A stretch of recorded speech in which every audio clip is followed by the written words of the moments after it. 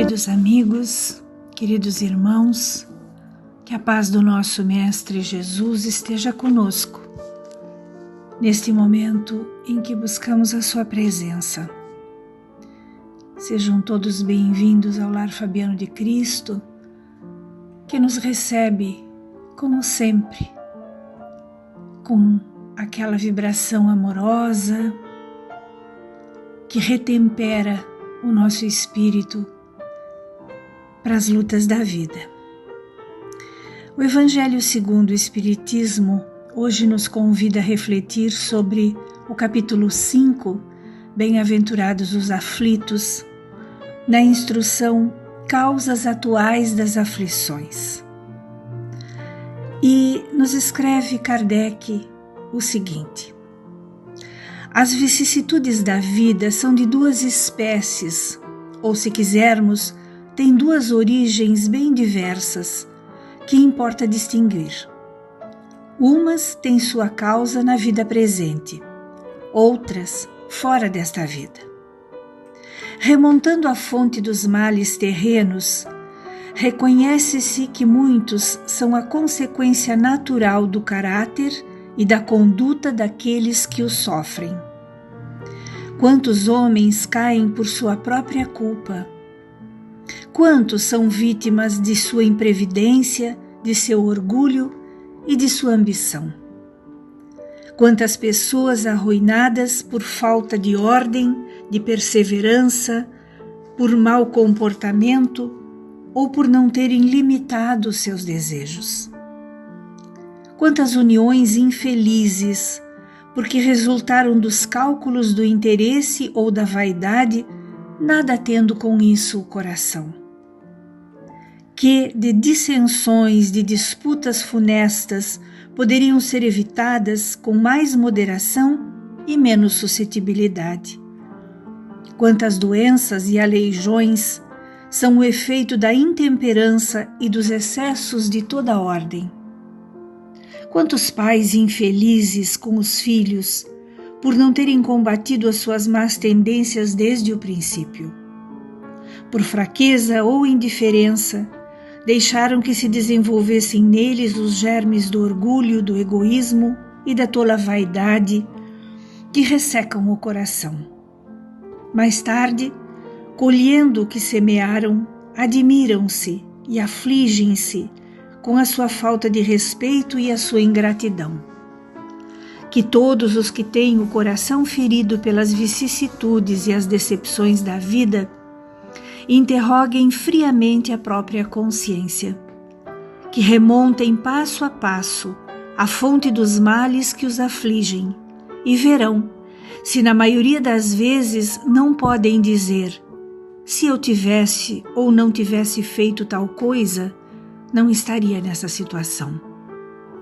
A quem, portanto, devem todas essas aflições, senão a si mesmos? O homem é assim, num grande número de casos, o autor de seus próprios infortúnios. Mas em vez de reconhecê-los, acha mais fácil e menos humilhante para a sua vaidade acusar a sorte, a providência, a falta de oportunidade, a sua má estrela, enquanto na verdade sua má estrela é a sua própria incúria ou desleixo. Os males dessa espécie constituem seguramente um número considerável das vicissitudes da vida. O homem os evitará quando trabalhar para o seu adiantamento moral e intelectual. Este trecho que acabamos de ler e que foi inspirado a Kardec pelos nossos amigos e protetores espirituais, nos ensina que nem tudo, nem todas as dificuldades que acontecem na nossa vida, nem todos os problemas, as lutas, as dores da nossa encarnação são consequências de atos nossos praticados em outras encarnações. Kardec nos ensina que, sim, há coisas que são a consequência dos nossos atos de encarnações anteriores que hoje nós precisamos reparar, que hoje nós precisamos expiar, mas que existem também atos desta vida, desta encarnação, cuja consequência se faz nesta mesma encarnação. E ele nos dá exemplos. Ele nos fala de várias situações, como por exemplo, a dos pais, infelizes com os filhos, que não entendem por que aquele espírito, apesar de todo o amor e de todo o cuidado que recebeu, se transformou em algo que em alguém que eles não gostariam que tivesse se transformado. E Kardec nos lembra que muitas vezes erramos também por amor, que não damos ao filho o limite, que não ensinamos ao filho os valores necessários para que se torne um homem de bem. Enfim, ele dá vários exemplos e nós podemos nos ver em muitos deles.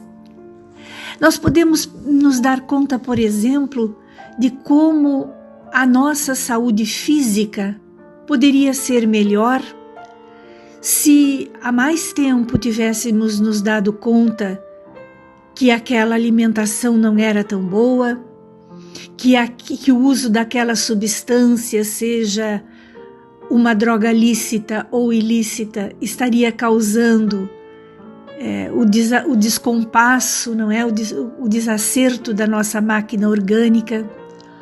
E aí, quando nos vemos doentes, pensamos, é Deus que está me dando essa prova. Não, é a consequência do meu desleixo com a minha matéria. Assim como nas relações interpessoais também, muitas vezes somos a causa do desassossego, do desentendimento, da falta de amor, da inimizade, da mágoa, não é? Então, esse trecho de hoje nos ajuda a refletir sobre a nossa conduta deste momento. E nós também podemos lembrar que Jesus nos disse a cada um segundo a sua obra.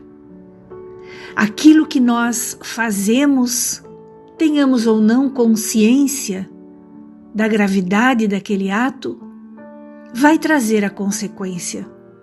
Se as nossas escolhas visam o bem-estar daqueles que convivem conosco, se as nossas escolhas visam o nosso progresso e a nossa melhoria moral, a consequência será uma consequência boa. Mas se nós nos deixamos levar pelas nossas invigilâncias, pelas nossas imperfeições, e vamos levando a vida de qualquer jeito, sem pensarmos na consequência das nossas ações, o resultado invariavelmente será o sofrimento, a inquietude, a angústia, a preocupação. E nós aprendemos também com Jesus que um gesto de amor cobre uma multidão de pecados.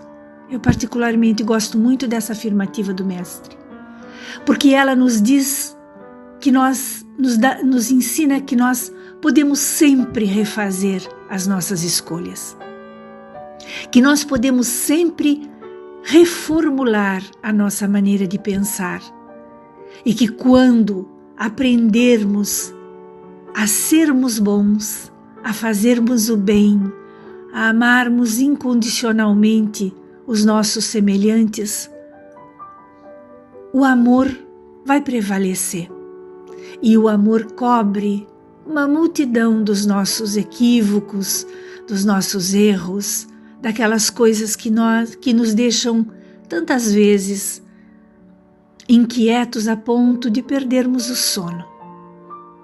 Que fiquemos então hoje com esta fala do Mestre. Um gesto de amor cobre uma multidão de pecados. E que, ao nos depararmos com os equívocos, como resultado das nossas vidas, nas nossas vidas, tenhamos a coragem, a força e a fé para recomeçar, para reparar, para fazer melhor. Que a paz do nosso Mestre Jesus, este amigo incomparável das nossas vidas, esteja conosco.